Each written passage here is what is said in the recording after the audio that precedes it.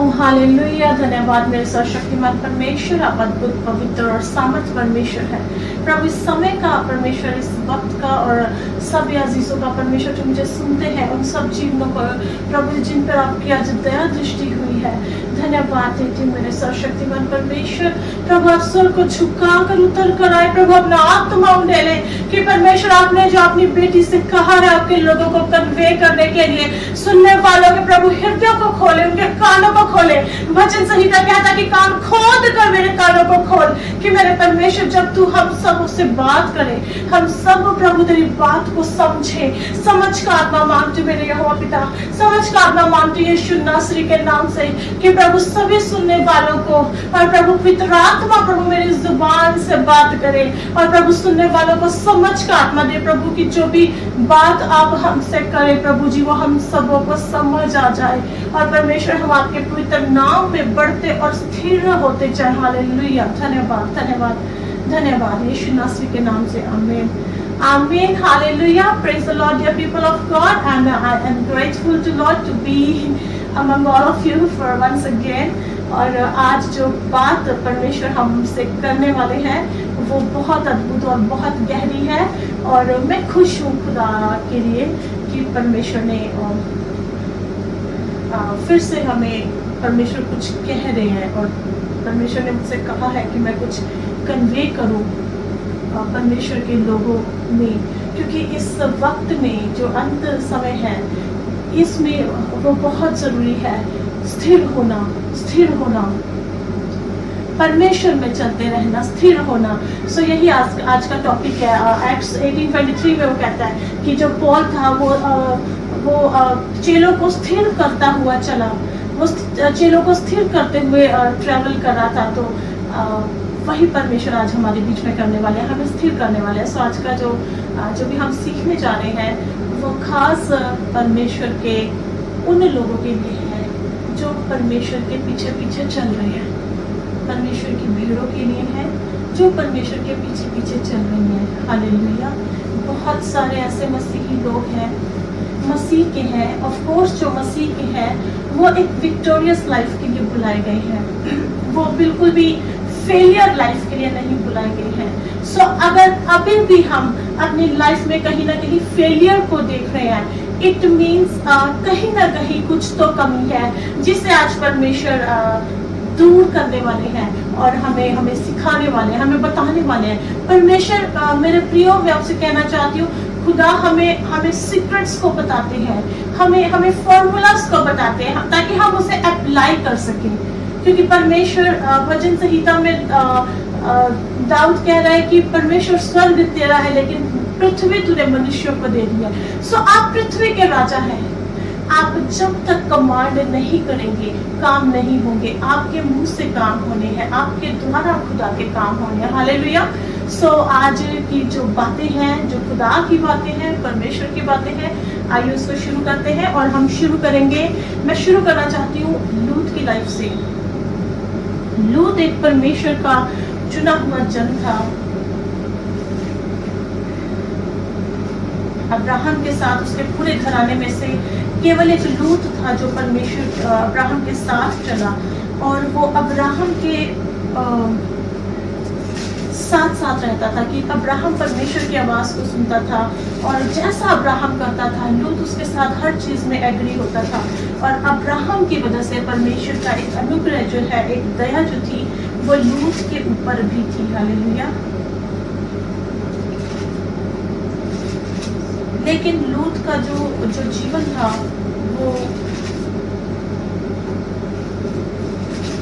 वो एक फेलियर जीवन था। ये क्यों हुआ लूत के जीवन में?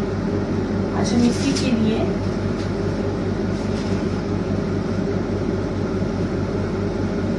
हम जाएंगे book of genesis chapter number 19 और 15 onwards।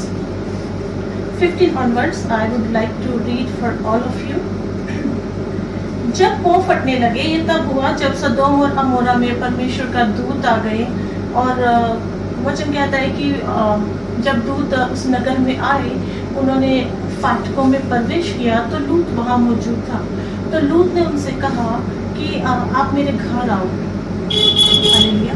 लूत ने कहा आप मेरे घर आइए और वहीं पर आप पाँव धो और आप विश्राम करो, रात बिताओ और सुबह आपको जहाँ जाना है आप वहां जाओ। लूत उनको इंसिस्ट करने लगा। मेरे प्रियो, मैं आपसे कहना चाहती हूँ, ये जो लूत उनको इंसिस्ट करने लगा, ये परमेश्वर की दया थी लूत के ऊपर, क्योंकि अब्राहम ने परमेश्वर से जो बार बार सदोम और मोरा का जिक्र जब परमेश्वर ने अब्राहम से किया, तो अब्राहम बार बार परमेश्वर से पूछा था कि परमेश्वर क्या तू सच में पूरे शहर को नाश करने जा रहा है। सो परमेश्वर हमारे हृदय की बातों को पहचानते हैं। हम जो प्रार्थनाएं करते हैं परमेश्वर उसके विषयों को समझते हैं।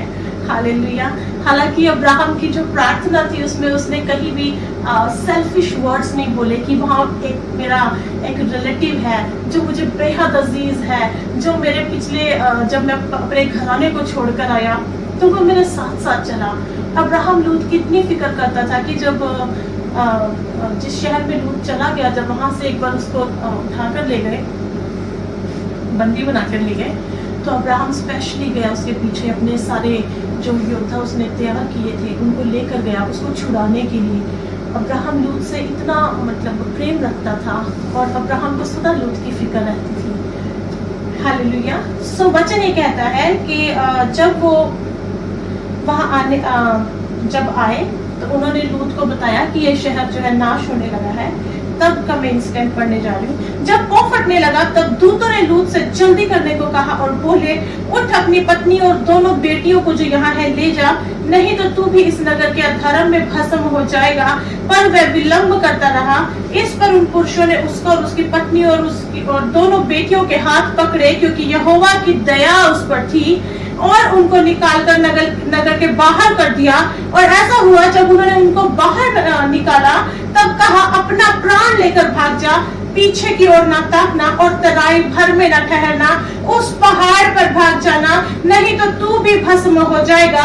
लूत ने उनसे कहा, हे प्रभु ऐसा ना कर, देख तेरे दास पर ऐसी अनुग्रह की दृष्टि हुई है और तूने इसमें बड़ी कृपा दिखाई कि मेरे प्राण को बचाया है, पर मैं पहाड़ पर भाग नहीं सकता, कहीं ऐसा ना हो कि कोई विपत्ति मुझ पर आ पड़े और मैं मर जाऊं।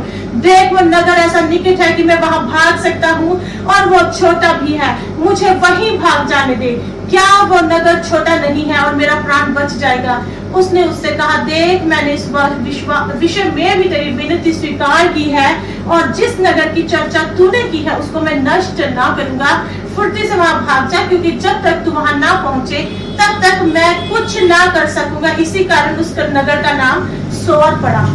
मेरे प्रियो, अगर हम इसे समझने की कोशिश करें कि ये पूरा इंसिडेंस हुआ क्या, ये पूरा इंसिडेंस था क्या, सो जैसा वचन कह रहा है, उन दूतों ने लूत का हाथ पकड़ा और लूत से कहा कि तू इस नगर से भाग जा। इमेजिन अगर ये लूत है, ये उसकी डॉटर्स हैं और उसकी वाइफ भी थी, मैं इमेज नहीं बना रही, मैं नाम लिख रही हूँ। इमेजिन कि उन्होंने कहा लूत को कि पूरी तराई भर में ना रुकना और उस पहाड़ी पर भाग जा, इस पहाड़ पर भाग जा।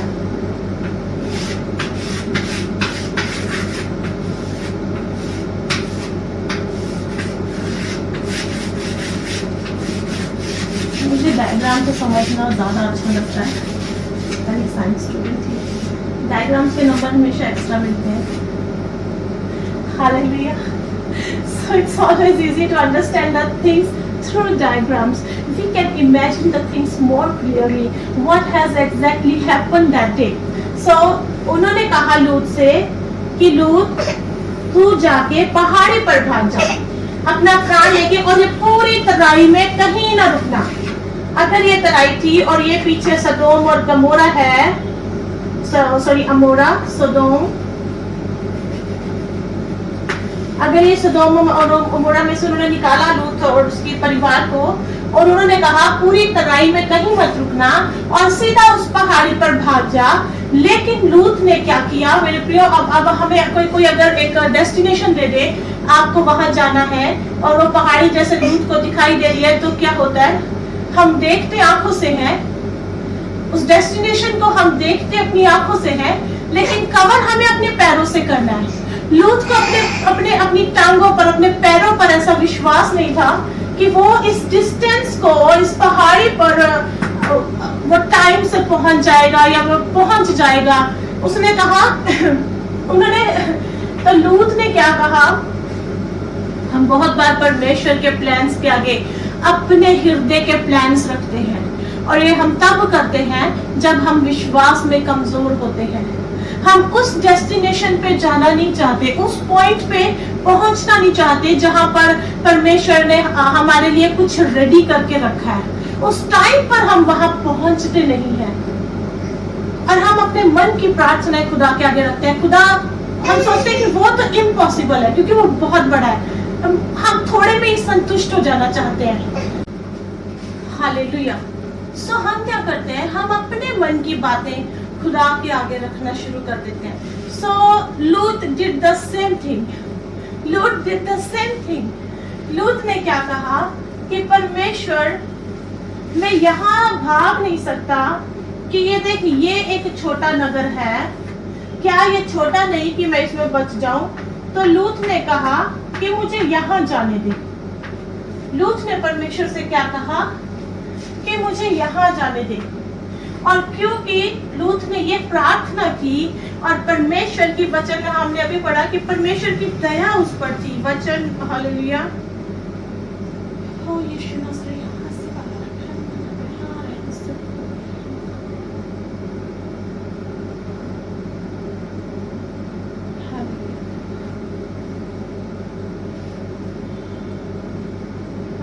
वचन 16 में लिखा है, क्योंकि यहोवा की दया उस पर थी, क्योंकि परमेश्वर की दया उस पर थी, इसलिए इसने जो विनती की परमेश्वर ने वो भी स्वीकार की। लेकिन आप दूतों के उन शब्दों की ओर अगर गौर करें, उन्होंने कहा कि ठीक है, इस विषय में भी हमने तेरी विनती स्वीकार की, इसलिए हम इस नगर को नष्ट नहीं करेंगे।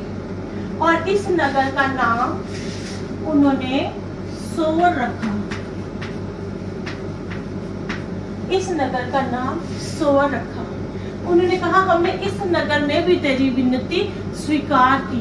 सो लूत की वजह से, उस पर परमेश्वर की दया थी, इस वजह से ये जो नगर डिजर्व करता था उस टाइम सदोम अमोरा के साथ नष्ट होने को, ये क्योंकि उसके पास का एरिया था, सो जो भी वहां पाप था वो, ये नगर उसके पूरे इन्फ्लुएंस में था।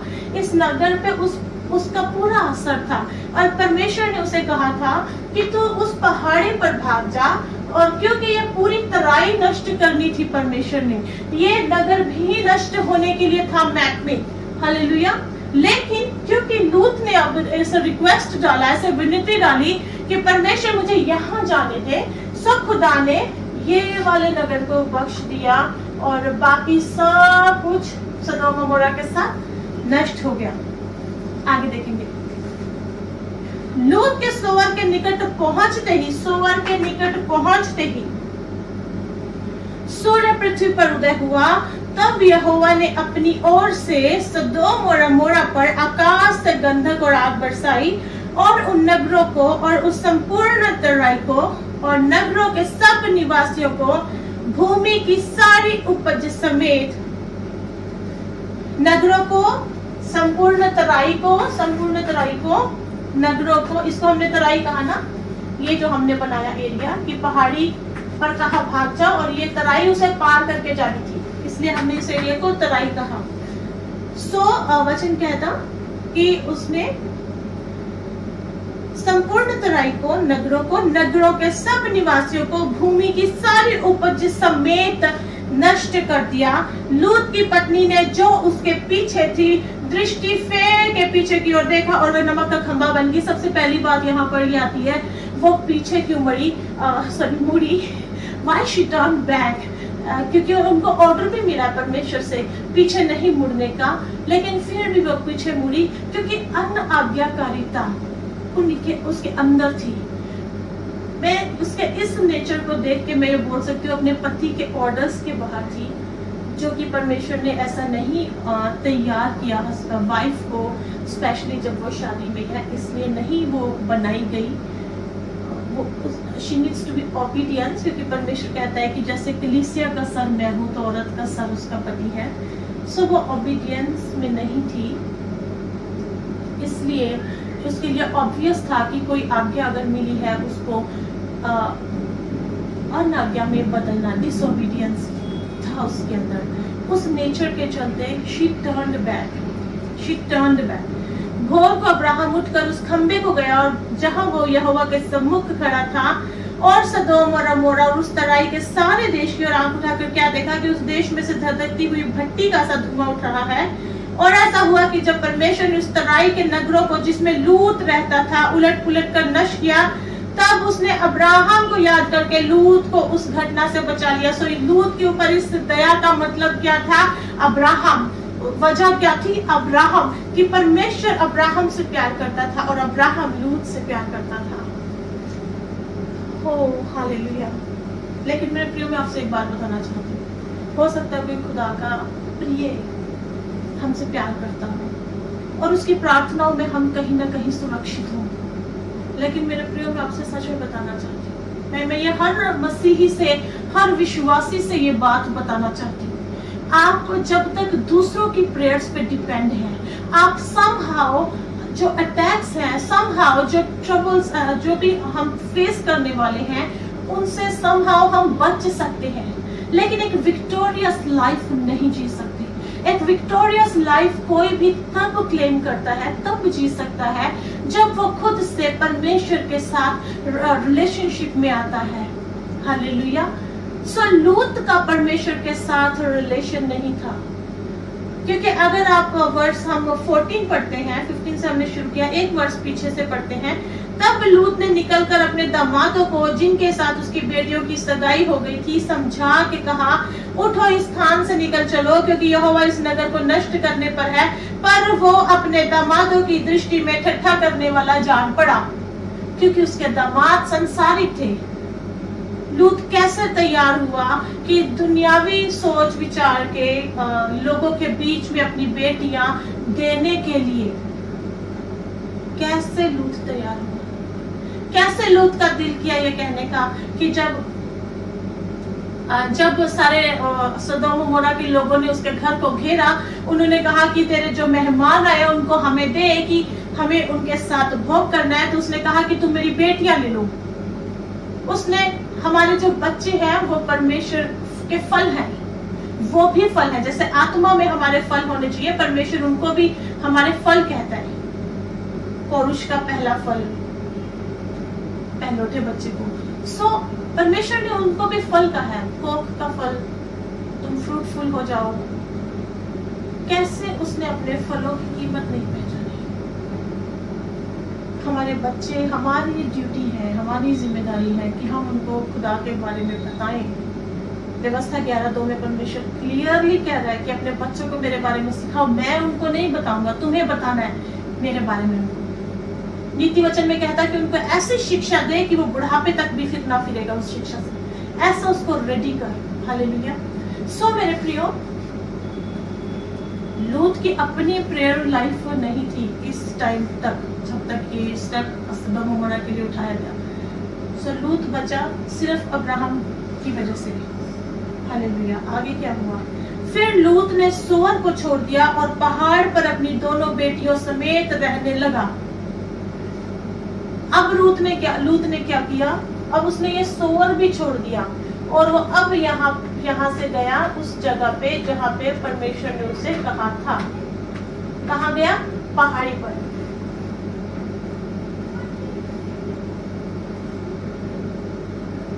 आगे वचन कहता है, क्योंकि वो सोअर में रहने से डरता था, क्योंकि सोअर तो ऑलरेडी नाश होने के लिए लिस्ट में था, लेकिन लूत एक प्रेइंग पर्सन नहीं था।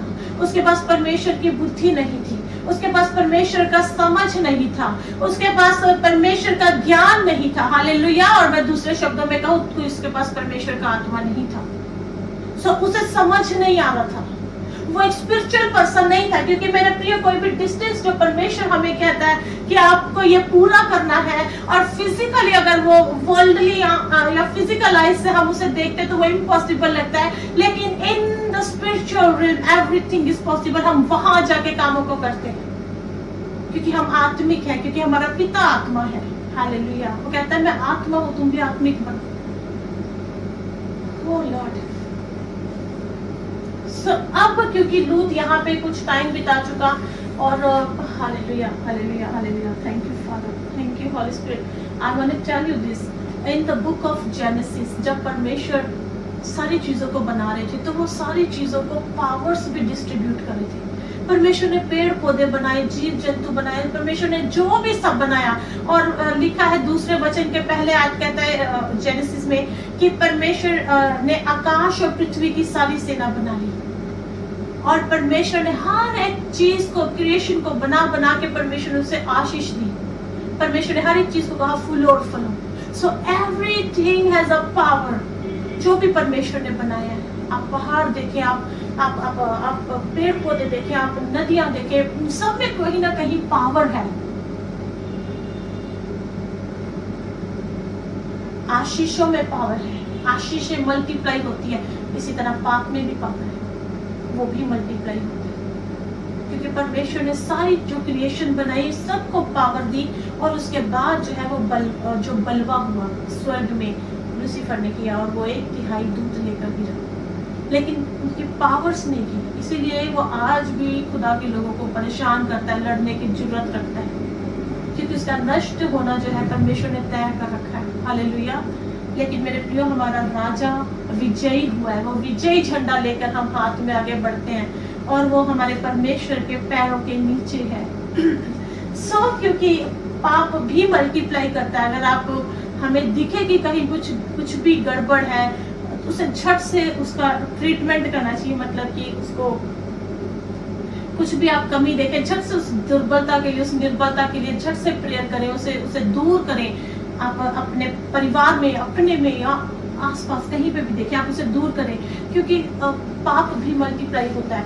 अब जो लूत यहाँ पर फिर भी खुदा का ऑर्डर सुनते सुनते यहाँ पहुंचा, लेकिन यहाँ पर वो डरने लगा, क्योंकि पाप जो था वो मल्टीप्लाई होने लगा, वो मल्टीप्लाई हो गया, वो बढ़ गया, और वो यहाँ पे डरने लगा। इसलिए अब उसने यहाँ से छोड़कर अब वो पहाड़ी पर गया। लेकिन जब अब वो पहाड़ी पर पहुंचा तो अब तक क्या हो गया था, इसने वो और उसकी दोनों बेटियां वहां एक गुफा में रहने लगे। आज भी जब इजराइल का टूर करते हैं तो वहां पे कोई गुफा है, लूत और उसके आज भी शायद टूरिस्ट दिखाते हैं, वहां पे गुफा में रहने लगे। तब बड़ी बेटी ने छोटी से कहा, हमारा पिता बूढ़ा है, पृथ्वी भर में कोई ऐसा पुरुष नहीं जो संसार की रीति के अनुसार हमारे पास आए। वो संसार की रीतियों को इतने भले से समझती थे, और परमेश्वर की नीति और परमेश्वर की बातों का उनके पास ज्ञान नहीं था, उनके पास संसारिक ज्ञान इतना ज्यादा था। वो संसारिक तरीके से चीजों को देखते और समझते थे, वो पूरी तरह संसारिक हो चुके थे, और दूसरे शब्दों में पाप में बहुत ज्यादा लिप्त हो चुके थे। उनको सही और गलत का ज्ञान खत्म हो गया था। हमारा ऐसा कोई पुरुष नहीं जो संसार की रीति के अनुसार हमारे पास आए, इसलिए हम अपने पिता को दाख मधु पिलाकर उसके साथ सोएं, जिससे कि हम अपने पिता के वंश को बचाए रखें। और लूत ने ऐसे ही दाख मधु नहीं पी लिया फॉर द फर्स्ट टाइम।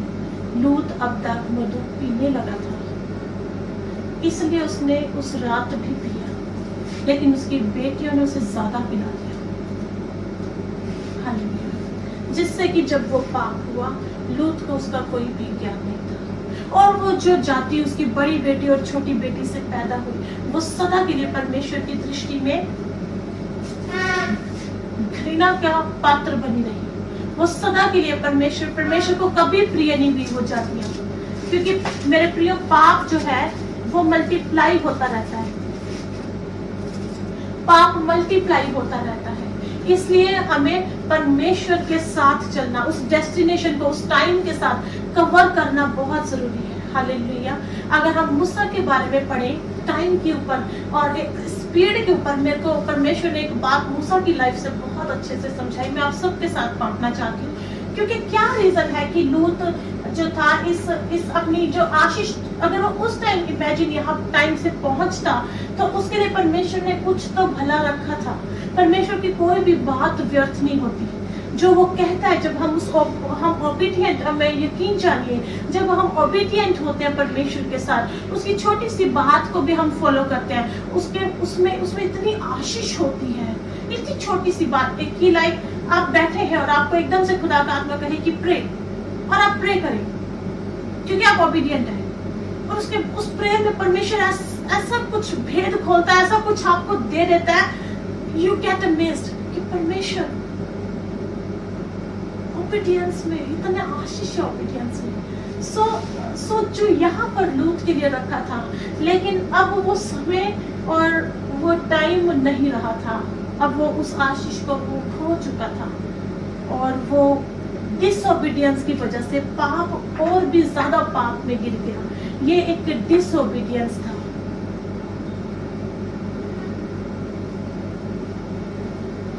इसीलिए हमारी जो प्रार्थनाएं हैं वो पवित्र आत्मा के प्रभाव में होनी चाहिए।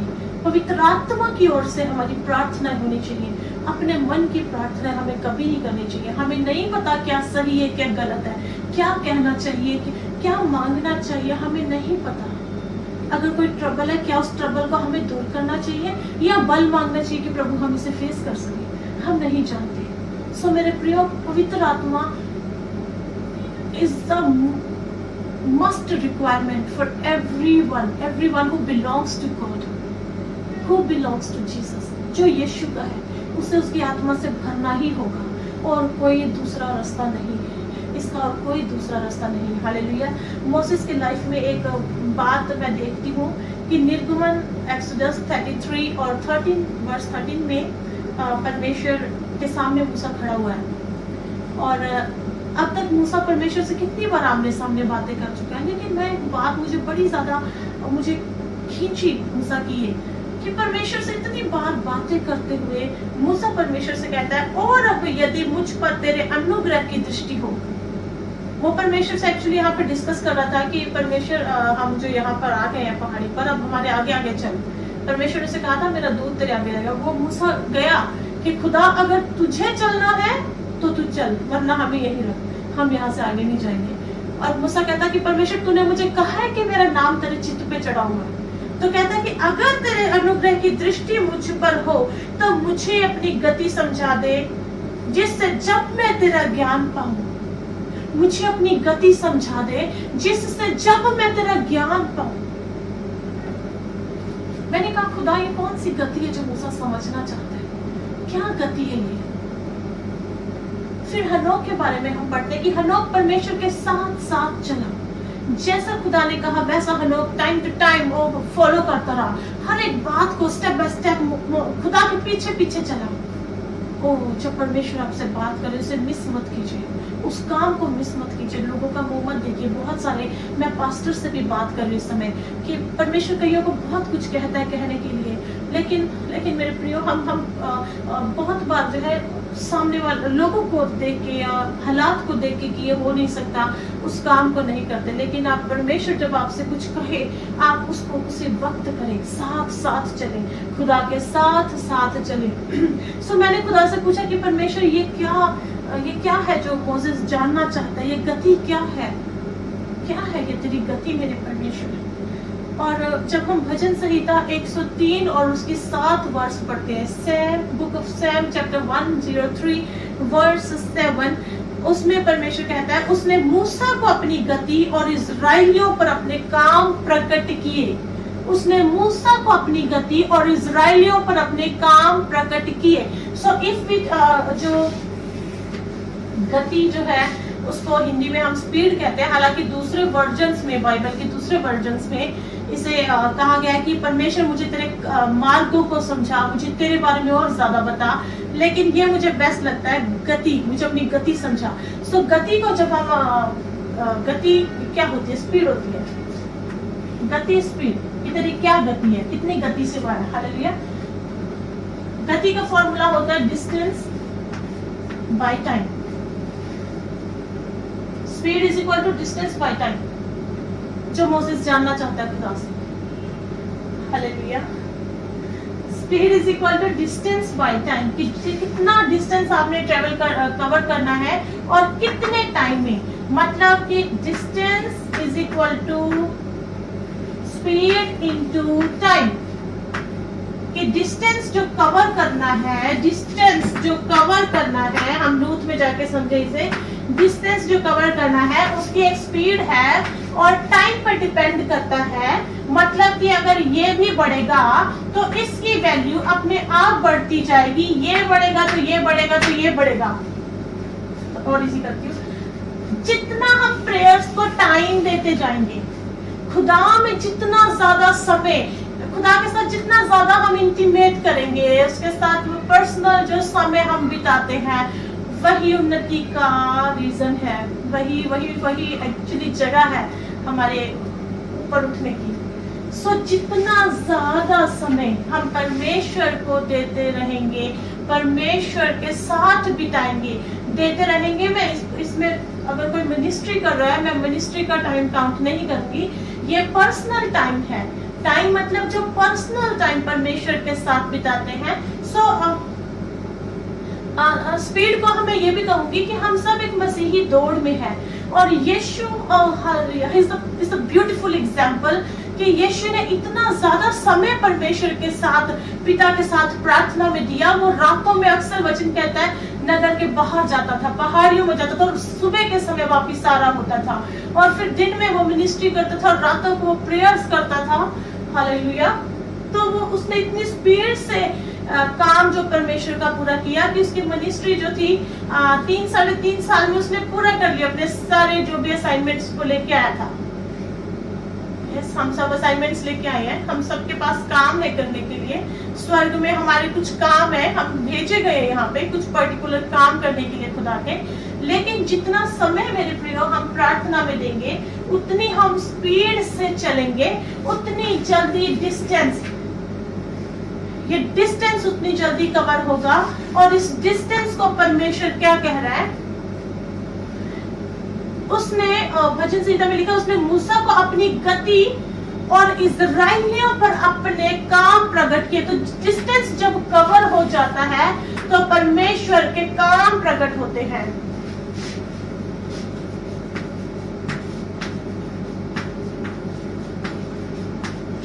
परमेश्वर के काम प्रकट होते हैं, और in other words miracles, testimonies बनती है। हम सब बहुत बार testimonies, you will understand. So this is the formula of your success. परमेश्वर के काम हमारे जीवन में दिखते रहेंगे। हाँ, तो हम उन्नति में दिखाई देंगे, हम टेस्टिमनीज के बीच में रहेंगे, गवाहियों के बादल के नीचे रहेंगे, हम खुदा में बढ़ते जाएंगे, खुदा में चलते जाएंगे। हालेलुया। सो ये मैं आज का वचन आप लोगों के साथ शेयर करना चाहती थी, और मैं परमेश्वर को धन्यवाद देती हूँ कि खुदा ने ये मौका दिया कि परमेश्वर की हम बातों को एक दूसरे के साथ बांट सके। इस मौके के लिए, इस बातों के लिए मैं परमेश्वर का धन्यवाद देती हूँ, और खुदा का मैं इस बात के लिए धन्यवाद देती हूँ कि पृथ्वी सचमुच यहोवा के ज्ञान से भरपूर है। आइए सब मिलकर एक लास्ट प्रेयर करते हैं। हालेलुया। और we will close this session. Oh, thank you, Lord Jesus, my wonderful, wonderful, gracious Father in heaven. You are our Lord Almighty, Lord. There is none like you. There is none like you. There is none like you. मेरे पिता यशाया की पुस्तक कहती कि तूने कहा कि मैंने ढूंढा, मैंने देखा कि क्या कोई मेरे जैसा है, और मैंने किसी को अपने समान नहीं पाया, मैंने किसी को अपने तुल्य भी नहीं पाया। तो सचमुच मेरे परमेश्वर, तेरे तुल्य कोई नहीं, तेरे जैसा कोई नहीं। और प्रभु तू गहरी बातों को हमें बताता है, और प्रभु तेरा अनुग्रह हमारे ऊपर आता है तो हम तेरे वचन को समझ पाते हैं, हम तेरे वचन को रिसीव करने पाते हैं, हम जान पाते हैं कि जो ब्लेसिंग्स तू हमें देना चाहता है वो हमारी लाइफ में पूरी क्यों नहीं हुई। हमें समझ पाते हैं मेरे परमेश्वर, जिस मुकाम पे तू हमें पहुंचाना चाहता है, तू दर्शनों में हमें दिखाता है, तू ख्वाबों में हमें कहता है वो बातें कि मैं तुम्हें ये देना चाहता हूँ, मैं तुम्हें यहाँ पहुंचाना चाहता हूँ, तो वो क्यों पूरी नहीं हुई। और मेरे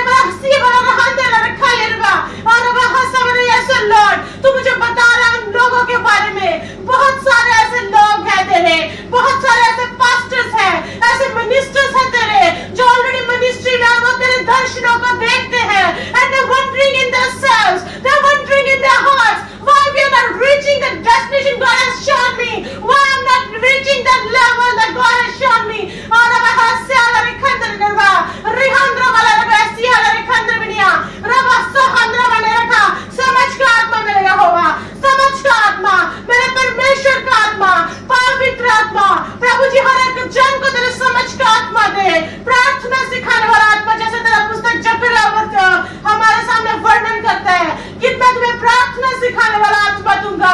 ओ प्रभु जी, एक एक सुनने वाले जन को पिता अपना प्रार्थना सिखाने वाला आत्मा दे, हम सब वहां पर अपना प्रार्थना सिखाने वाला आत्मा ले कि पिता हम आपके साथ समय और ज्यादा बिता सके, हम आपके साथ समय और ज्यादा बिता सके, कि हम प्रभु इस मसीही दौड़ को प्रभु आपके जैसे मेरे यीशुआ, आपके चिन्हों पे चलते हुए मेरे यीशुआ प्रभु हम इसे पूरा कर सके, एक भी हमारा असाइनमेंट रह ना जाए पेंडिंग पिता, हर एक कार्य जो तू हमसे लेना चाहता है वो सारे कार्य प्रभु हमारे अंदर से हमारे हम में से प्रकट कर मेरे यीशु, वो सारे कार्य तू हम में से प्रकट कर मेरे यीशु, वो सारे कार्य तू हम में से प्रकट कर मेरे यीशु। और मेरे प्यारे प्रभु परमेश्वर, मैं तुझे धन्यवाद देती हूँ तेरे अद्भुत नाम और दया का कि प्रभु तूने मेरी सारी प्रार्थना को आमीन कहा है, तू विश्वास योग्य परमेश्वर है, तू सारी प्रार्थनाओं को आमीन कहता है।